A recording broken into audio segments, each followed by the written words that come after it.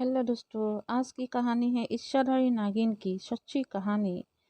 आप लोगों को ऐसी कहानी पसंद आए तो आप लोग मेरे चैनल को सब्सक्राइब कीजिए, लाइक कीजिए और बाजू के बेल आइकन को प्रेस करना बिल्कुल भी ना भूलें। हम लोग ऐसे ही अच्छी अच्छी कहानियाँ आप लोग को सुनाने आएंगे। Please subscribe my channel and press the bell icon. दुनिया में कई तरह के जीव पाए जाते हैं, जिनमें सांपों को सबसे रहस्यमय माना जाता है। खासकर इच्छाधारी सांप, जो अपनी इच्छा से कोई भी रूप ले सकते हैं और अपनी शक्तियों से किसी को भी नुकसान पहुंचा सकते हैं।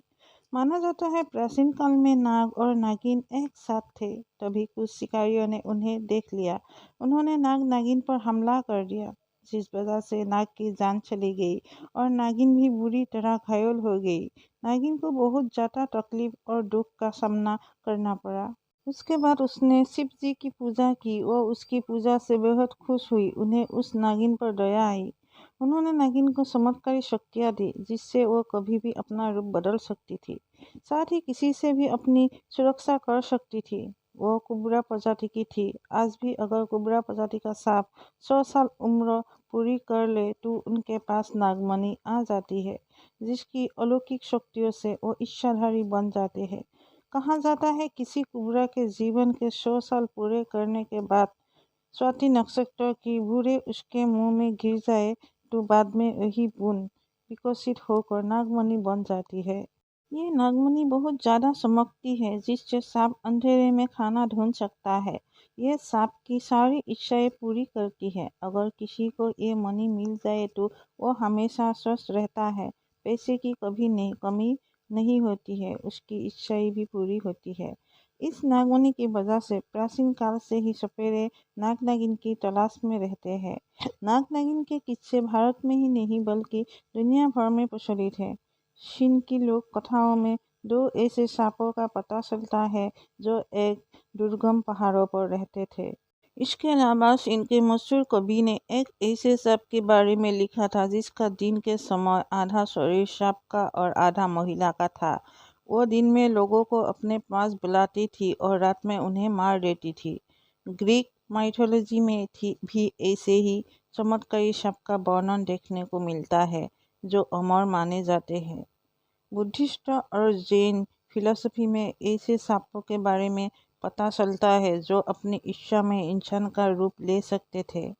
हिंदू माइथोलॉजी में भी महाभारत में वर्णन मिलता है कि भीम के बेटे घटोत्कच की शादी एक नाग कन्या से हुई थी।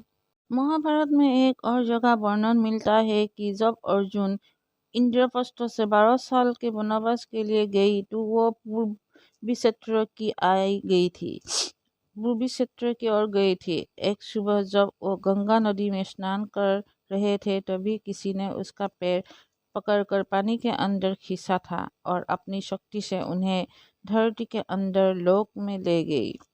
वो एक नाग कन्या थी जिसका नाम उलूपी था। उसने अर्जुन से शादी करने को कहा, लेकिन अर्जुन ने कहा वो अभी वनवास में है और उन्हें ब्रह्मचर्य का पालन करना होगा। उलूपी ने अर्जुन से कहा, यह ब्रह्मचर्य केवल द्रौपदी के लिए है। फिर अर्जुन उलूपी से शादी कर लेते हैं। उलूपी अर्जुन से खुश होकर उन्हें वरदान देती है कि पानी के सभी जानवर अर्जुन की बात मानेंगे और उन्हें पानी में कोई नहीं हरा सकेगा। शिव जी के गले का नाग वासुकी एक इच्छाधारी नाग है, जिसके पास नागमणि है। पहले इन इच्छाधारी सांपों से सामना होना आम बात थी, लेकिन आबादी के बढ़ने से आजकल तो शायद ही किसी का सामना इन जीवों से होता है। आज दुनिया में ऐसे लोग भी हैं जिनका दावा है कि वो पिछले जन्म में इच्छाधारी नाग या नागिन थे। कुछ साल पहले एक लड़की ने ये दावा किया था कि वो पिछले जन्म में इच्छाधारी नागिन थी और एक गांव में मौजूद शिव मंदिर के पास अपने नाग के साथ रहती थी। वो दोनों सांप के रूप में कुएं की दीवार पर एक साथ थे। तभी अचानक एक नेवले ने उन्हें कुएं में धकेल दिया, जिससे उन दोनों की मृत्यु हो गई और उनका पुनर्जन्म हुआ है। लोगों ने लड़की की बात पर ध्यान नहीं दिया। फिर वो उस गांव में गई जहां वो लड़की कभी नहीं आई थी। लोगों को पता चला उसकी हर एक बात सच थी और ये भी माना कि नाग नागिन का जोड़ा शिव मंदिर के पास रहता था और उनका शरीर उसी कुएं में पड़ा मिला था। इस आर्टिकल में इच्छाधारी नागिन की कहानी से संबंधित इच्छाधारी नागिन की सच्ची कहानी के बारे में बताया गया है। अगर आपको ये आर्टिकल अच्छा लगा तो अपने फ्रेंड्स के साथ शेयर करें, लाइक करें और सब्सक्राइब करें और बाजू के बेल आइकन को प्रेस करें। Please subscribe the channel, please like, please share and press the bell icon. धन्यवाद।